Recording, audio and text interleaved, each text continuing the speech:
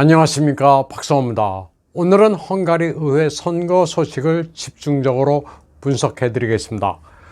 우크라이나 분쟁이 진행되고 있는 상황에서 치러진 선거라 아주 의미가 깊습니다. 러시아 블라디미르 푸틴 대통령의 맹우 빅토르 오르반 총리가 이끄는 헝가리 민족주의 피데스당이 71%의 득표율로 압승을 거뒀습니다.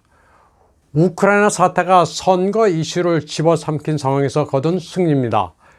1963년생인 오르반 총리는 1998년부터 2002년까지 한 차례 총리를 역임했고 2010년부터 지금까지 3연임을 했는데 이번에 피데스당이 승리해 4연임을 하게 됐습니다. 로이터를 비롯한 대부분의 서구 주류 미디어들은 선거 기간 동안 그를 부정적으로 평가했습니다. 우크라이나를 침략한 푸틴의 맹우인이 아마도 초접전이 되거나 승리가 쉽지 않을 것으로 예측했습니다. 헝가리 선거 과정은 상당히 혼탁했습니다. 야당은 어떻게든 오르반 총리가 악마 푸틴과 손잡은 사악한 자라는 저열한 프레임을 들고 나왔습니다. 오르반과 푸틴을 그린 포스터에는 푸틴, 유럽을 향한 야심이라고 쓰였습니다. 그런가 하면 오르반 총리 선거 홍보 입간판에는 러시아 군대를 상징하는 C자가 스프레이로 그려져 있습니다. 참고로 헝가리인들은 자기네 나라를 입간판 두 번째 줄처럼 머디어르 오르삭이라고 부릅니다. 머디어르족의 국가라는 뜻입니다. 선거 전에 치러진 여론조사에서는 박빙일 것으로 예측됐습니다. 그러나 뚜껑을 열어본 결과는 정반대였습니다. 피데스당의 바람에 밀려 야당 지도자 페테르 마르키저이는 그가 시장으로 재직했던 지역구까지 잃었습니다. 헝가리 국민들은 압도적으로 오르반의 친러시아 정책을 지지하는 것으로 나타났습니다. 개표 직후 승리 연설에서 오르반 총리는 볼로디미르 젤렌스키야말로 유세기간 동안 극복해야 할 여러 적 중의 한 명이라고 말했습니다. 우크라이나는 어떻게든 헝가리 선거에 관여하고 싶어 했습니다.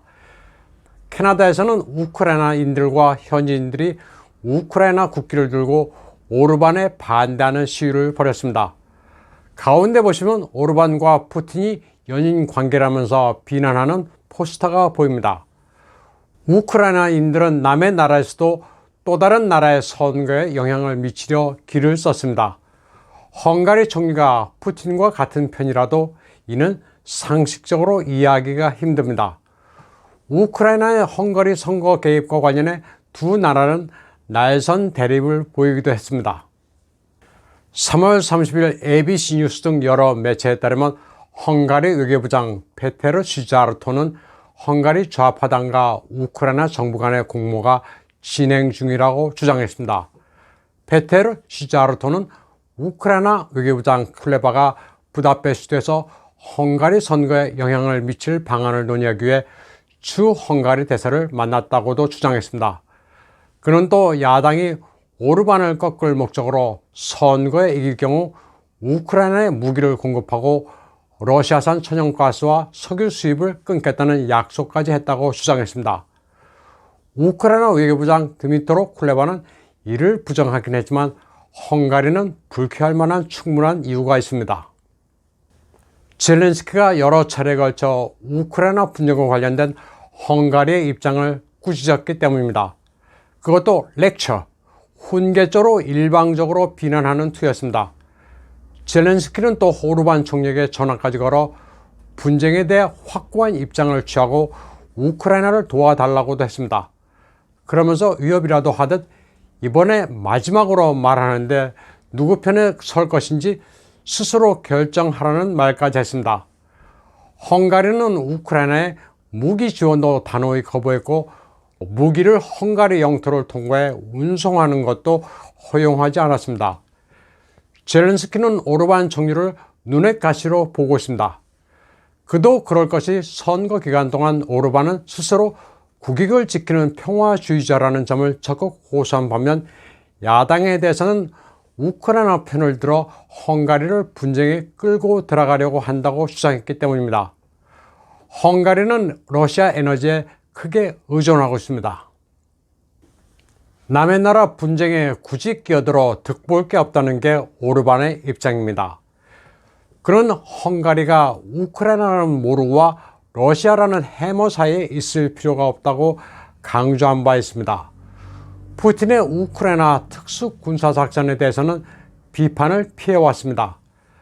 그는 선거 기간 내내 헝가리의 군대와 무기는 분쟁에 개입해서는 안 된다는 입장을 고수했습니다.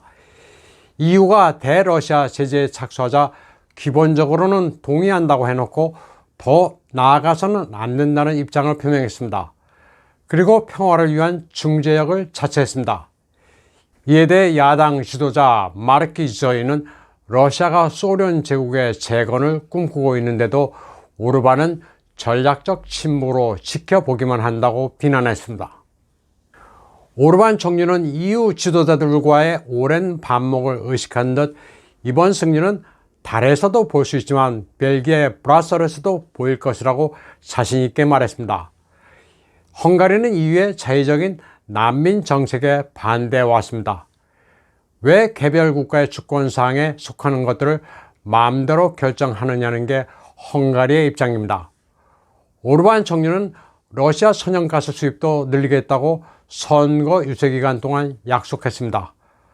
국민들에게 실내 온도를 낮추고 옷을 더 입으라는 말을 안 하겠다고 했습니다. 그만큼 천연가스를 더 수입하면 된다면서 EU가 왜 그런 것들을 간섭하느냐고 실토했습니다.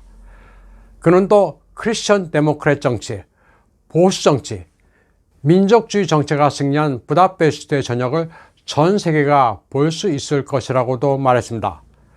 그러면서 이는 공통된 유럽의 미래를 향한 메시지라고 강조했습니다. 오르반 총리는 또 그동안 많은 적들과 싸워온 만큼 이번 승리는 생이 끝나는 날까지 기억할 것이라고 말했습니다.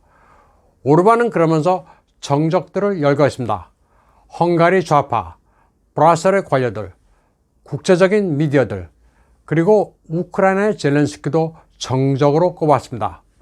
동시에 많은 적들과 싸우면서 거둔 위대한 승리라고 그는 자평했습니다.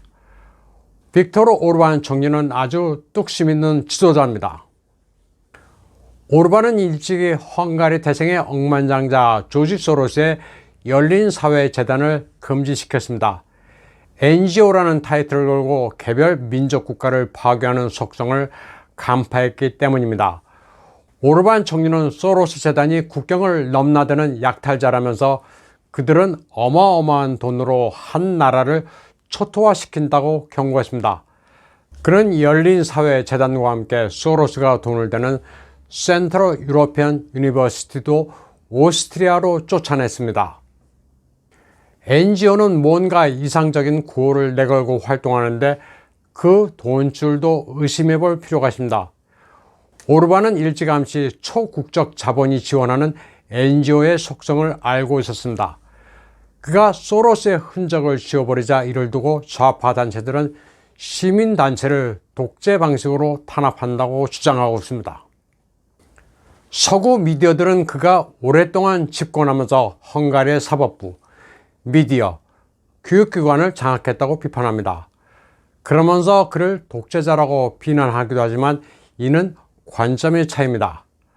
강한 민족주의로 헝가리가 서구 좌파의 PC, 워크 이데올로기에 오염되는 것을 차단했기 때문에 서구 미디어들이 비판하는 겁니다. 또 교육에 대한 독재라는 것도 사실은 동성애와 성 역할 바꾸기를 조장하는 어린이 교육 교재를 금지하는 법안을 통과시켰다고 비난하는 것에 불과합니다.